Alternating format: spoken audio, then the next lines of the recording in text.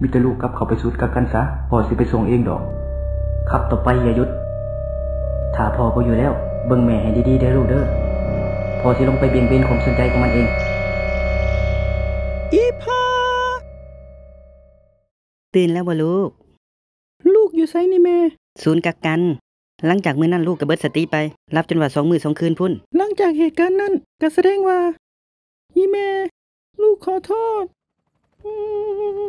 พ่อเฮ็ดแบบนั้นก็ย้อนอยากปกป้องพวกเฮาลูกควรเซาให้ได้แล้ว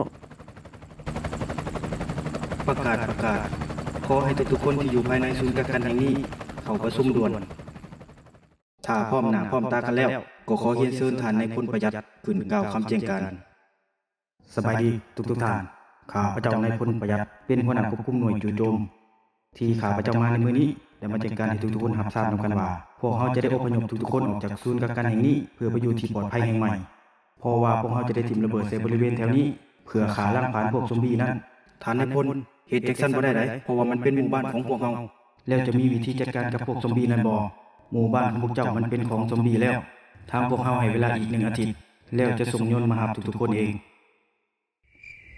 เบื่อเว้ยเป็นยังต้องมาพ้อกับสภาพการเป็นอยู่แบบนี้อยากเฮ็ดหยังก็บ่ได้เฮ็ดอยากกินแนวแซ่บๆก็บ่ได้กินย้อนพวกซอมบี้นั่นล่ะจังไดก็สู้ๆเด้อพวกเฮาสิผ่านเหตุการณ์นี้ไปพร้อมกันตึกนั่นคือมีแสงไฟคือว่าเพิ่นได้อพยพทุกๆคนเข้ามาอยู่ในศูนย์กักกันนี่เบิดแล้วเป็นไปได้บ่สิมีคนอยู่บนนั้นเตี้ยเฮาไปเบิ่งกันบ่เอาติกูก็อยากรู้คือกันว่ามันแม่นหยัง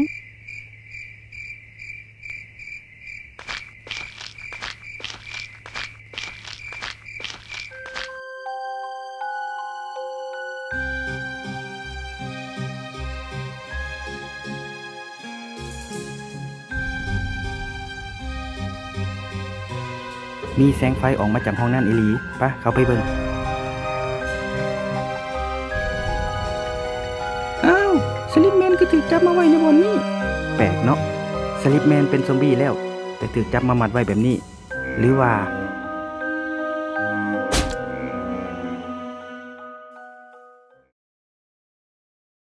มึงสิเฮ็ดหยังกูออกไปเดี๋ยวนี้ฮะซอมบี้คือเว้าได้หรือว่าสิเป็นซอมบี้กลายพันธุ์โอ้วิวัฒนาการไปไกลแท้จนเว้าภาษาคนฮู้เรื่องพวกข่อยเป็นคนบ่แม่นซอมบี้เอาบ่แล้วพวกสู้พากันไปเฮ็ดหยังอยู่บ่นี้พวกเฮาเห็นแสงไฟอยู่บ่นี้เลยเข้ามาเบิ่งว่ามันคือหยังแก้มัดซุมข่อยก่อนได้บ่เจ้าคือมาอยู่บ่นี้คนเดียวคือบ่เข้าไปอยู่ศูนย์กักกันบ่นี้มันบ่ปลอดภัยดอกคงเป็นไปบ่ได้ดอกศูนย์กักกันคือสิบ่อนุญาตให้ทดลองซอมบี้ดอกข่อยก็เลยต้องออกมาทดลองอยู่ทางนอกผู้เดียวนี่ล่ะผลการทดลองเป็นแนวใดด็อกเตอร์ก็เบิ่งไปข่อยซักยาให้ซอมบี้ตัวนี้แล้วมาเบิ่งกันว่าผลสิออกมาเป็นแนวใดถ้าเห็นผลมวลมนุษย์เฮาก็ยังมีความหวังพวกสู้นอนอยู่นี่ได้เด้อถ้าอยากกลับไปศูนย์กักกันให้ตะเวนคืนก่อนจังค่อยกลับเพราะว่ากลางคืนมันอันตรายหลาย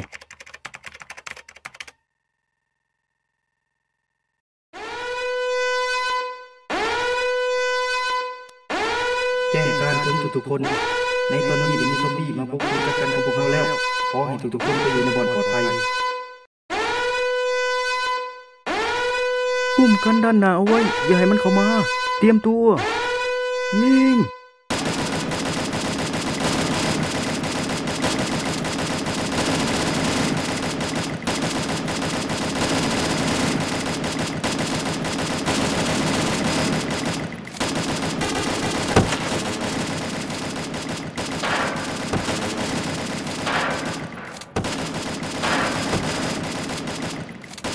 หัวหน้าต้านมันไว้บ่อยู่แล้วจังได๋ก็ต้องสกัดพวกมันไว้ให้ได้อพยพลูกบ้านไปอยู่บนปลอดภัยด่วนมึงเข้ามาหัวหน้ามันมีซอมบี้กลายพันธุ์ตัวใหญ่คอยสั่งการพวกซอมบี้ตัวน้อยอยู่พวกเฮาจะเฮ็ดแบบใดดีเฮาต้องจัดการซอมบี้ตัวนั้นก่อนเฮ็ดกูได้เจ็บแสบหลายพวกผีนรกพวกสู้ต้องกลับไปอยู่บ่อนสู้มาซะสลิปแมนฮีโร่คุณธรรมทำดำปีๆมาสวยแล้วจัดการมาเลยสลิปแมนเท่อีหลีสลิปแมนเอานี่ไป